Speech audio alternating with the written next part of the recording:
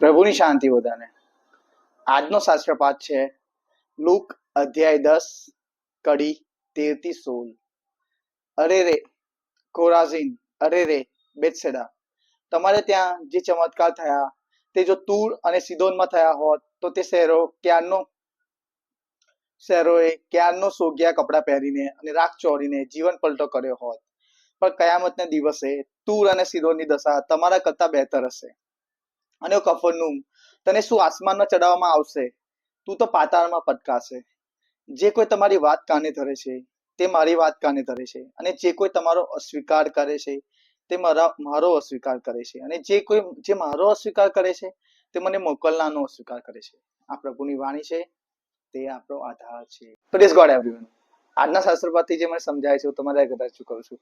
આજના શાસ્ત્રપાઠમાં પ્રભુ કટાક્ષ કરે છે ખોરાઝીન અને બેથસેદા નામના સિટીઝ પર, ત્યાંના લોકો પર, કે આ સિટીઝમાં પ્રભુએ એટલા ચમત્કાર કર્યા, પ્રભુએ પરમેશ્વરના એટલા મેસેજીસ આપ્યા છે, તેમ છતાં એ હૃદય પલટો નથી કરતા અને એને પાપમાં કન્ટિન્યુ છે. એને પાપમાં છે. એમની વૃત્તિઓ છોડતા નથી, કે નથી રિપેન્ટ કરતા, નથી કન્ફેસ કરતા, કે નથી પ્રભુના વચનો પાળતા. જો પ્રભુ કહે છે કે જો આ તુરને સુદાનમાં થયું હોત તો અત્યારે એ લોકોએ તો સોગ્યા કપડા પહેરીને રાખ માટે ચોંટા દીધી હોત, હૃદય પલટો કર્યો હોત.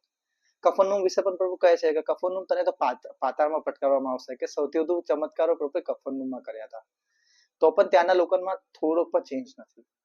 આજના સમયમાં જો તો આજના સમયમાં આપણા લોકોની જો વાત કરીએ, એમાં હું પણ આવું છું કે પ્રભુ આપણા જીવનમાં પણ ડેઈલી લાઈફમાં પણ એટલા ચમત્કાર કરે છે, એટલા મેસેજીસ આપે છે. આપણે એવરી સન્ડે ચર્ચ અટેન્ડ કરીએ છીએ, ચર્ચમાં પ્રભુની વાણી સાંભળીએ છીએ, તેમ છતાં શું ચર્ચમાંથી નીકળ્યા પછી ઘરે આવ્યા પછી જેવા તેવા. પ્રભુ કહે છે પરસ્પર પ્રેમ રાખો, અને આપણે પાડોશી સાથે ઝઘડા કરીએ છીએ. પ્રભુ કહે છે કે વિશ્વાસ રાખો, અને જ્યારે પણ કોઈ મુશ્કેલી આવી જાય છે તરત આપણે પ્રભુ તમે આવું કેમ કર્યું. એટલે આપણામાં આટલા ચમત્કારો, આટલા મેસેજીસ પણ આપણે જાણીએ છીએ, તેમ છતાં આપણે પાપમય જીવનમાંથી બહાર નથી નીકળી શકતા, કે નથી નીકળવા માંગતા.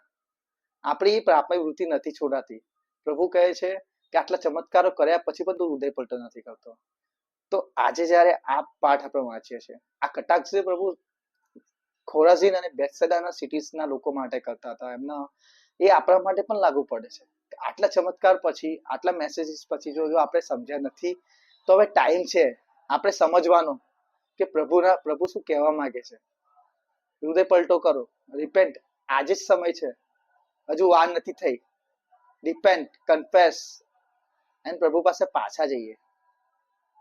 બીજું પ્રભુ એને કહે છે જે કોઈ તમારી વાત કાને ધરે છે તે મારી વાત કાને ધરે છે, અને જે કોઈ તમારો અસ્વીકાર કરે છે તે મારો અસ્વીકાર કરે છે, અને જે મારો અસ્વીકાર કરે છે તે મને મોકલનારનો અસ્વીકાર કરે છે. આ વાતમાં પ્રભુ કહે છે કોની વાત કરી રહ્યા છે? તો પ્રભુ એ લોકોની વાત કરી રહ્યા છે જે શુભ સંદેશનો પ્રચાર કરે છે. પ્રભુના લોકો પ્રભુના કહેવામાં રહે છે, પ્રભુની આજ્ઞામાં રહે છે, અને પ્રભુના શુભ સંદેશનો પ્રચાર કરે છે. એવા લોકો પ્રભુના શિષ્યો. તો જો તમે ખરેખર પ્રભુના શિષ્યો છો, અને જો બીજા લોકો તમારી વાત કાને નથી ધરતા, તો એનો મતલબ એ પ્રભુની વાત કાને નથી ધરતા.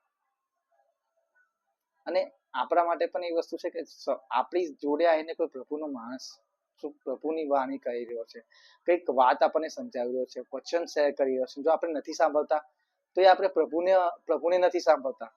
જો આપણે એને ઇગ્નોર કરીએ છીએ તો આપણે પ્રભુને ઇગ્નોર કરીએ છીએ.